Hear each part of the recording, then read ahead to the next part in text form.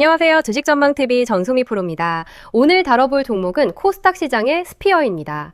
지금 이 시간에도 스피어는 강하게 오르고 있습니다.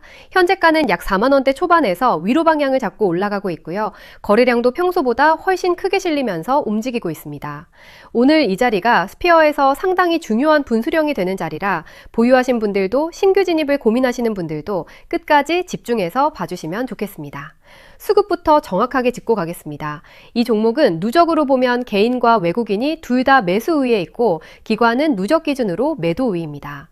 그런데 여기서 중요한 변화가 하나 있어요. 최근 며칠 동안은 외국인이 오히려 대량으로 차익 실현 매물을 쏟아냈고 그 물량을 기관이 받아내는 교차가 진행되고 있습니다. 즉 누적으로는 외국인이 사모았지만 단기적으로는 외국인이 팔고 기관이 사는 손바뀜이 일어나고 있다는 거죠. 그리고 오늘은 개인과 기관이 같이 매수에 들어오면서 주가를 위로 밀어올리고 있습니다. 이렇게 수급 주체가 바뀌는 구간은 변동성이 커지기 쉽기 때문에 더 세심하게 봐야 합니다. 자, 그런데 스피어가 왜 이렇게 주목받는지 재료를 짚고 가겠습니다. 스피어는 원래 우주항공 특수합금 소재를 다루는 기업인데요. 일론 머스크의 스페이스X와 10년 장기 공급 계약을 맺은 대표적인 스페이스X 관련주로 꼽힙니다. 최근에는 미국 우주항공 발사업체와 130억 원대 공급 계약도 맺었고 보유하던 전원사채를 다시 팔아서 900억 원 규모의 현금도 확보했습니다. 다만 제가 양쪽을 다 말씀드려야 하는데요. 악재 쪽도 분명히 있습니다. 합병 당시 제시했던 실적 전망을 실제로는 크게 밑돌았다는 지적이 나왔고 영업활동 현금 흐름이 마이너스를 기록하면서 현금 사정에 대한 우려도 있습니다. 또 아직 전환되지 않은 전환사채 물량이 잠재적인 매도 물량, 그러니까 오버행으로 남아 있습니다. 호재와 악재가 같이 있는 종목이라는 점 추격하실 때 반드시 기억하셔야 합니다. 결국 이 모든 게 차트에 어떻게 반영돼 있는지가 핵심이니까요. 차트 들어가기 전에 딱 하나만 말씀드릴게요. 얼마 전 한운시스템 저한테 문자 남겨주신 분들께는 매수가 4,500원 이하, 익절가 5,800원 이상까지 정확한 타점을 그대로 다 드렸고 그대로 달성됐습니다. 회원비요 단 1원도 받지 않습니다. 스피어의 구체적인 대응 전략과 제가 지금 보고 있는 다음 종목까지 받아보고 싶으신 분들은 화면에 보이는 번호 010-2491-5829로 문자에 스피라고만 남겨주세요. 자, 그러면 이제부터는 다른 설명 없이 진짜 중요한 차트만 처음부터 끝까지 짚어드리겠습니다.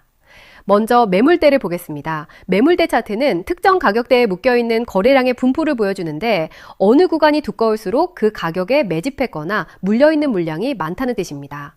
스피어의 일봉 매물대를 보면 화신전공 같은 진공급등형하고는 완전히 다른 그림이에요. 지금 현재가가 위치한 4만원에서 4만 5천원 구간에 3번 매물대가 23.9%, 그리고 2번 매물대가 23.2%로 두 개의 두꺼운 매물대가 나란히 겹쳐 있습니다. 다시 말해 지금 주가는 텅 빈 자리를 뚫고 올라온 게 아니라 가장 거래가 치열했던 매물대 한복판에 들어와 있는 겁니다. 이런 구조를 박스 매집형 또는 계단형이라고 부릅니다. 이게 왜 중요하냐면요. 현재가 바로 위쪽, 그러니까 4만 5천원 부근에 두꺼운 매물대가 버티고 있다는 건 거기서 예전에 물렸던 사람들이 본전 근처에서 팔고 나올 가능성이 있다는 뜻입니다. 그래서 이 구간은 저항대로 작용하기 쉬워요. 반대로 아래쪽을 보면 저가권의 9번 매물대가 18%로 묵직하게 깔려 있습니다. 이건 오랜 기간 바닥에서 쌓인 매집 물량이라 아래쪽을 받쳐주는 단단한 지지층 역할을 합니다. 정리하면 위에는 4만 5천원 저항, 아래에는 저가권 지지, 이렇게 위아래로 매물대가 짜여 있는 박스권 구조라는 거죠. 그래서 이런 종목에서 가장 중요한 건 거래량입니다. 박스권 상단에 두꺼운 매물대를 뚫으려면 반드시 거래량이 동반돼야 해요. 거래량 없이 호가만 세금세금 올라가면 그건 위쪽 매물벽에 막혀서 다시 흘러내릴 가능성이 큰 가짜 돌파일 수 있습니다. 반대로 오늘처럼 거래량이 확실하게 실리면서 올라간다면 그건 위에 쌓인 매물을 실제로 소화하면서 올라가는 진짜 돌파의 가능성이 높아집니다. 매물대가 두껍다는 건 거꾸로 보면 한번 제대로 뚫고 올라서면 그 매물대가 이번엔 지지선으로 바뀐다는 뜻이기도 합니다. 저항이 지지로 역할을 바꾸는 거죠. 그래서 이 4만 5천원 구간을 거래량으로 소화하느냐가 단기 방향을 결정짓는 핵심 분기점입니다. 지금 거래량이 평소보다 크게 터지고 있다는 점은 일단 긍정적인 신호로 볼 수 있습니다. 이번엔 주봉으로 넘어가서 더 큰 그림을 보겠습니다.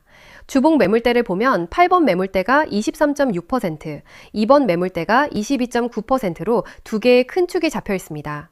일봉에서 본 박스권 구조가 주봉에서도 그대로 확인되는 거예요. 그리고 주봉 저가권의 9번 매물대가 14.9%로 장기 바닥을 받치고 있습니다. 일봉이든 주봉이든 결국 지금 주가는 두꺼운 매물대 사이에 끼어있는 자리이고 위쪽 저항을 거래량으로 돌파하느냐 아니면 다시 눌리느냐 이 갈림길에 서 있다는 게 시간축 양쪽에서 똑같이 확인됩니다. 여기에 이동평균선과 보조지표를 같이 겹쳐보겠습니다. 최근 주가가 단기 이동평균선들을 다시 위로 올라타려는 모습이 나오고 있고 OBV, 그러니까 누적 거래량 지표도 바닥에서 방향을 잡아가는 흐름입니다. 다만 단기간에 빠르게 올라온 만큼 RSI 같은 지표는 과열로 향할 수 있다는 점도 같이 봐야 합니다. 매물대 구조, 거래량, 이동평균선 이 세 가지가 같은 방향을 가리킬 때 신뢰도가 가장 높습니다. 그래서 지금 이 자리에서 가장 중요한 건 오늘 장 마감할 때까지 위쪽 매물대를 거래량과 함께 지켜내며 올라서느냐입니다. 현재가가 45,000원 부근 매물대를 종가까지 강하게 돌파해준다면 추가 상승의 길이 열리는 거고요. 만약 이 저항에 막혀서 다시 밀린다면 아래쪽 3만원대 중후반 구간이 1차 지지선이 됩니다.